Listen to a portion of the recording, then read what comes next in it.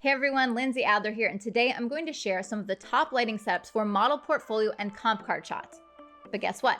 They're all going to utilize just one light.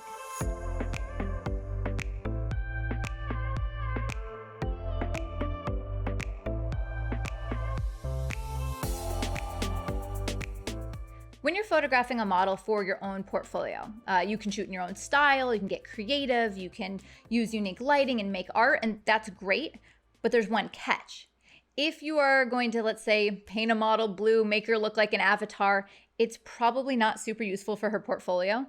This is really important to consider, especially if the model is shooting for free, or I should say for trade in exchange for photographs.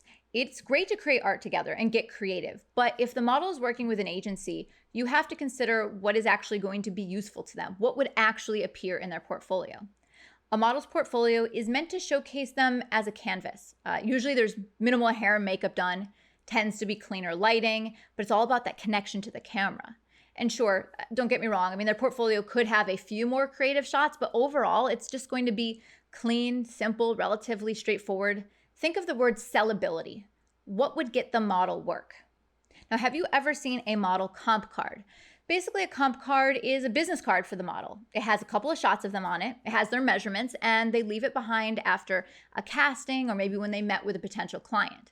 But one thing that you're never going to see on a comp card is crazy makeup or really creative lighting because it obscures the model too much. In fact, most of the shots are really simple. So today I want to share 3 setups that are going to make your model and the model agencies love you. No, it's not because the shots are super creative or difficult, but it's because they'll help the model be more sellable. These are the photos that the agencies are looking for, the types of things you would see on their comp cards. For this reason, because it makes the model and agencies happy, no matter what else I'm doing in a shoot, I always start with a clean look. This makes the model happy, the agency happy, and then after that, I create what I want. I can get much more artistic and I don't have to worry about, oh man, is this useful for the model's book?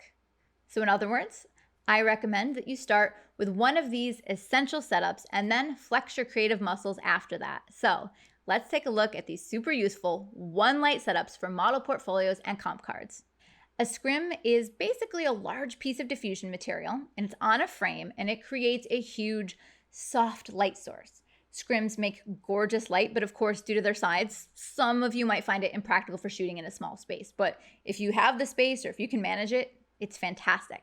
My favorite model lighting setup is using an 8 by 8 foot scrim. And then I add black V-flats. Now, if I use the black side of the V-flats, what it does is it emphasizes the cheekbones. It carves them out. It emphasizes the sides of the face. I also love a scrim because it gives me these beautiful glowing catch lights, and I feel like it makes you connect with the model more. The light's great for close-up shots. It's also really good for full-length shot because it lights the model evenly head to toe.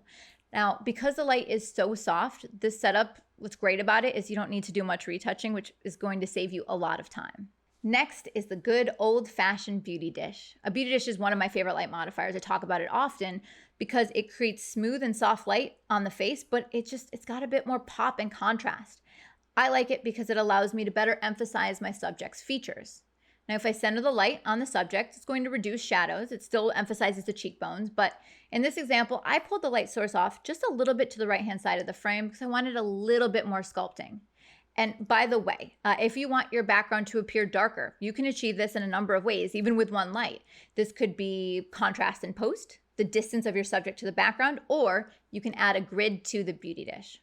All of these will allow you to achieve a darker background. All right, lastly, in another setup, I could create something a little bit more dramatic and I will grab my Magnum Reflector. So a Magnum Reflector, what's great is that it's a hard light source, but it's still quite flattering on the subject. And it's fantastic for high contrast black and white with a little bit more drama. Now, typically for this look, I go with a little bit more makeup instead of just completely clean. And that's why in this shot, you see maybe a winged liner or a cat eye or a darker smoky eye.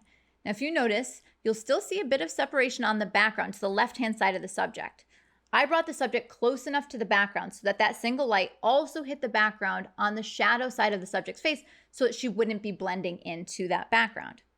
Now, notice how the hard light that I've chosen here, it creates more contrast. It's more defined shadows. Hard light is fantastic if you're going for more of that old Hollywood look, and that's the vibe I'm going for this model portfolio shot. Remember, I'm not saying that you can't get more creative or more avant-garde with your model portfolio shoots. I'm saying that you want to make sure you get at least one of these setups, one of these clean looks whenever you're shooting, because the models and the model agents will love you. And you know what that means? It means more shoots for you and more model choices in the future. You'll also want to notice that in a lot of these shots, I converted them to black and white. Now, comp cards, they can be in color, but I find that black and white ends up being a little bit more timeless and it allows the viewer to connect with the model. And that's what these shots tend to be all about. If you'd like to see the gear that I use to create the setups in this video, be sure to check out the links below or visit adorama.com. And furthermore, I actually have a great lighting recipe guide that's dedicated to commercial and fashion photography. So if you want to check it out and you want to see some simple but effective setups, visit learnwithlindsay.com. Be sure to stay tuned here and subscribe because I have a lot more to share about the world and the techniques behind fashion and beauty photography. I'll see you next time.